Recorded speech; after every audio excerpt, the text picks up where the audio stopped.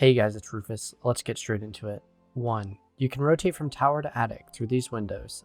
This can be powerful if you're surprised in the enemy because when you jump through this window, you barely get detected at a 3-speed. And if you add any kind of intel inside of tower, you can have your teammate call out the exact positions of the enemies. Usually doing this will get you killed, but the purpose of it is to trade with a high value operator such as a hard breacher.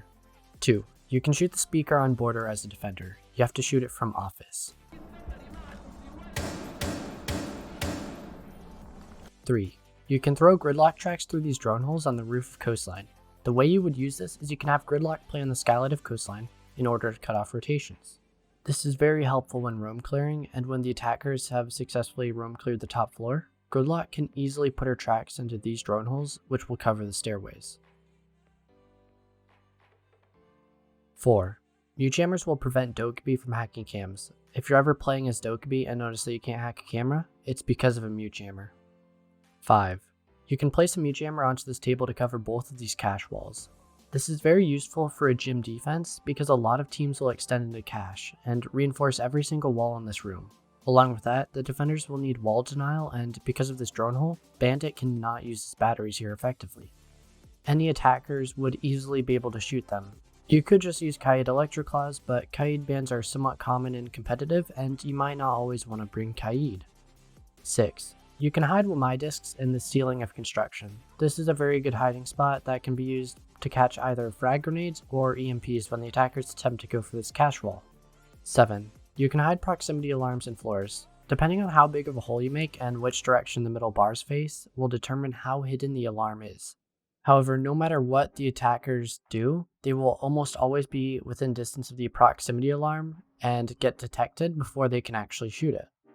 When you look at the metal bar straight on, you'll see the proximity alarm a bit sooner, but in the other way, you don't see the proximity alarm until you're very close. 8. You can place a Kaid Electroclaw in this spot in order to cover both of the freezer walls. This can be a very useful strategy depending on the approach you're taking, but this has been used less often as the meta on Cafe is to open up the freezer wall and to deny cigar control with shields. 9.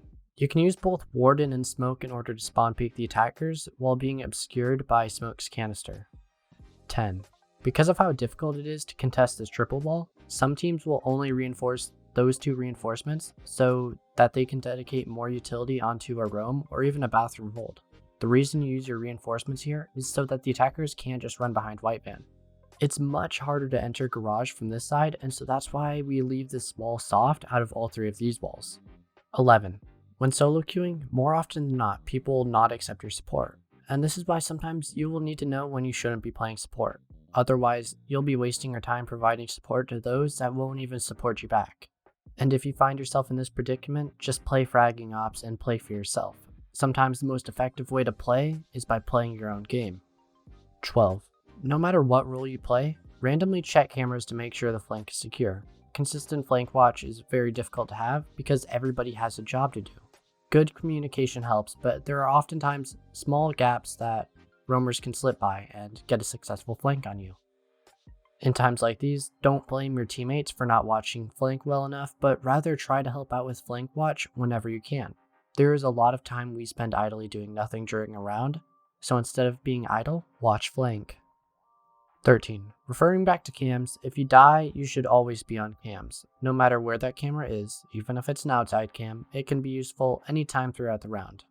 The only time that you wouldn't be watching cams is if you're the IGL and you're trying to get an idea of what's happening based on your teammate's perspective. Otherwise, you should always be watching cams because there's no reason for you to be watching your teammates. 14. You can watch the entrance of Sunrise from the courtyard of Coastline. And because of how much soft destruction there is on this map, there are a lot of long angles that the defenders can utilize. 15. Whether you're sledge, buck, or making any vertical destruction, do not peek a hole immediately after making it. You should always make several holes and peek them later. People always watch holes right after they're made, but if you wait, you'll be less predictable and more likely to catch someone off guard. If you peek holes immediately, this is what will happen. 45 seconds. I'm in drone, bro. Alright. Well, I still have drones. Right above you. Right above you. Rufus. No. What's the On ping? the bathroom door. Oh. Oh my god. 16. It can be more advantageous to place shields backwards, as the shield is shaped in such a way that it gives you more of an area to peek, along with the fact that the black color of the shield makes it easier to see through the slits. 17. If you pick Clash, you can cover this drone hole, which prevents anybody from stunning the bandit tracker through this drone hole. 18. Turn off lens effects in your graphics settings. This will make it so that lights aren't super bright and items like Valkyrie cameras won't blend into them. This, however, does not affect light overall, just the way that the actual lights look. If you throw smoke at the floor, it can clip through walls. When somebody is maverick tricking a wall, you can throw a smoke canister at it in order to force the maverick tricker to step away from the wall. 20.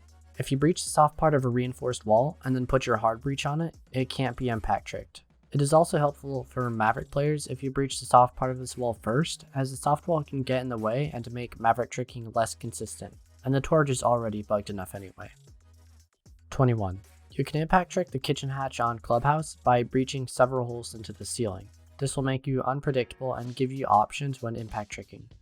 Throwing your impacts on the side will be less reliable, but throwing it like this will always get the hard breach. 22. You can use this angle to watch the bottom of white stairs and another angle to watch the big window jump in from below. This angle works very well for both uses, so it can be pretty powerful no matter which position you're at. 23. On bank, for the basement site, you can have someone from garage watch the default plant-in CCTV, and also watch people entering from the CCTV breach. This is very powerful and is the reason why pro teams used to have a person holding garage. 24. If you set a hole in this wall, you can have someone on the rafters of garage watch into lounge and hold the stock door. 25. If a shield is at a doorway, you can shoot the floor in front of the shield in order to destroy the shield without actually needing to burn through any ADSs. That's all to say for this video. If you learned something, give the video a like, and if you want to see more content like this, then subscribe. Toodles!